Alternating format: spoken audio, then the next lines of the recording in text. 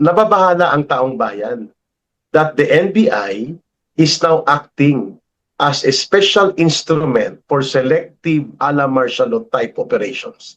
Raid doon, raid dito, kaso doon. They took on Mike Defensor and his family. Sabi nila, a legitimate raid, so be it, pero alam natin targeted operation yon at mabigat ang kaso doon, human trafficking, in Yes. relation to promoting prostitution. Yes. Asawa ang tinarget. Yun na totoo na available. Oo, Oh, yun, di ba? ginamit nila yun. Oh, yes, Sa tama. kasunod noon, tinira kami, ako, si Ka Eric, si Jason Sa, and then ngayon, tinira si Vice President Sara Duterte.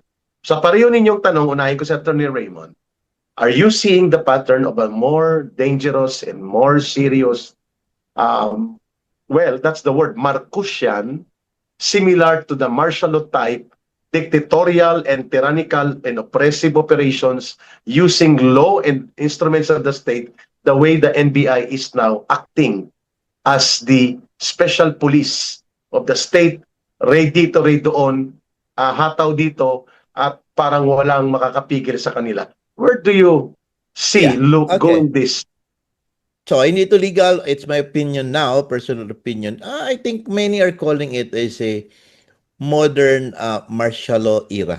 No? It's in broad daylight. Gano'n naman din eh. Alam niyo na, kita nga nyo, robbery in broad daylight yung flood control na nakawan. Diba? So, violation of, ano ba ang mga violation natin? Tingnan mo, violation of privacy. Di ba? Violation of due process. Violation of liberty, even property. Ano po bang kailangang violation ang gagawin para po magsabi ng tayong this is enough? Diba? Lahat po, tama yung sinabi mo, the personalities involved, ano. But the thing is that what they have forgotten is that this kind of persecution that they're doing to several personalities, tama si Sir Mark, na bumabalik po yan sa kanila because the people knows, no? This is the battle between the oligarchs and the masses. Ako, I belong to the masses. I would say that, no? Yeah. And you are, the masses are looking, they are watching and everything. And the more you pin down these people, the more they get angry.